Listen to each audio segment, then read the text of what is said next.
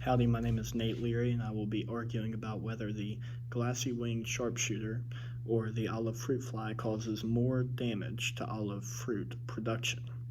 Since I do not have a debate partner, I will be doing this debate alone, arguing on the side of the olive fruit fly. So I'm going to go ahead and get started. So the olive fruit fly is in the order Diptera. Diptera consists of all true flies, and the olive fruit fly's life cycle is closely tied to that of the olive tree, which has evolved to parasitically live off of. The olive fruit fly begins as an egg that is laid in the spring in olive fruits. The egg is laid below the epidermis of the olive fruit, which is the skin of the olive fruit, and the olive fruit fly hatches after 2 to 3 days. And the larvae dig deeper into the olive fruit for up to 15 days, eating more of the olive fruit as they grow. The larvae then begin to pupate during the summer months. After fully developing into a pupa, the fruit fly will emerge and burrow into the ground for the winter.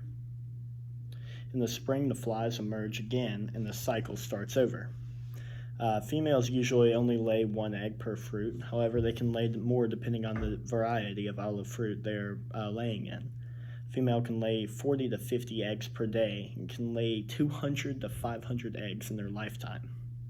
The damages caused by the burrowing larva oftentimes leads to fungal infections in the olive fruits themselves, and what is not infected is sometimes nearly fully consumed by the olive fruit fly larva.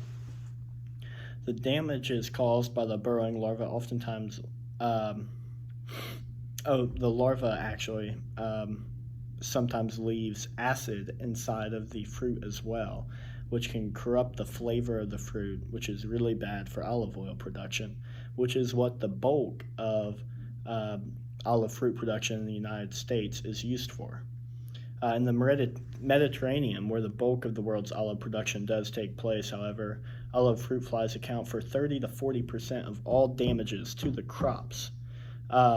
Olive crops, that is. In some places, the flies account for up to 80% devaluation in olive oil. These flies spread to the United States in the 90s and have been continuously increasing in numbers since. In California, where they were introduced and now they're found in nearly every part of the state, after only being found in only one county in the 90s, the flies are now as large a problem as they are in their native Mediterranean. So while Xylella fastidiosa has caused up to 100% death rates in orchards in the Mediterranean, it is not the most dangerous threat to olive trees. Xylella fastidiosa is a pathogen that will kill olive trees themselves after it developed to infect them, and it's carried by the sharpshooter. So while this was a huge problem in the past, it's not anymore, and I'll tell you why. There are now 2 fully developed olive tree varieties that are immune to the pathogen, and these varieties were produced by grafting the new ones onto older trees. While this is sad for the sake of those old trees, some of them reaching up to 100 years old, the argument is for olive production. The olive fruit fly has been seriously combated, and it still remains a major problem today. While there are ways to deter the olive fruit fly, such as through pesticides and traps, none of these methods are 100% effective. If this debate was happening 10 years ago, then the glassy-winged sharpshooter would be far and away more detrimental as a carrier of the pathogen. However, now that the problem has been solved for the Xylella fastidiosa epidemic, and the main threat that remains is the olive fruit fly.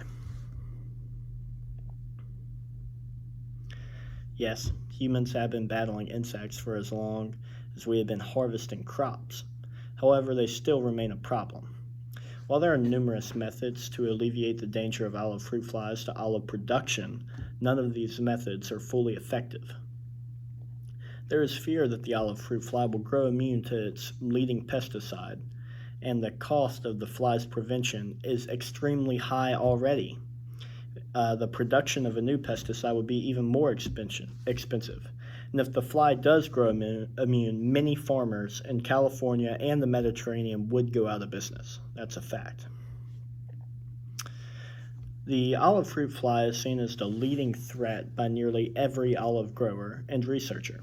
Unlike the glassy-winged sharpshooter, there is no real solution to the olive fruit fly. Its larvae cause 3 forms of damage to olive fruit by damaging the skin and flavor, devouring the fruit itself, and by leading to the fruit to be infected by fungi. It has developed specifically to live parasitically off the olive production industry and is a common nuisance. While the glassy-winged sharpshooter does cause damages to olives by spreading the deadly pathogen Xylella fastidiosa, there is a solution to the problem. This solution is the recent development of new breeds of olive trees that are immune to Xylella fastidiosa, and by grafting those new trees to already old crops. This solves the problem entirely. The constant damage done by the olive fruit fly, on the other hand, is much more costly to olive producers over time. Leading researchers have used the olive fruit fly in studies to determine what kinds of olives are best in future production. They have found that certain variety of olives are more viable to be damaged by the flies. The flies are important to study because they developed recently, and there is a sign that they may never change, and it's the world we live in. A species to adapt specifically to one fruit is interesting in itself, but the research into how to prevent it from damaging the crops in the future is more important.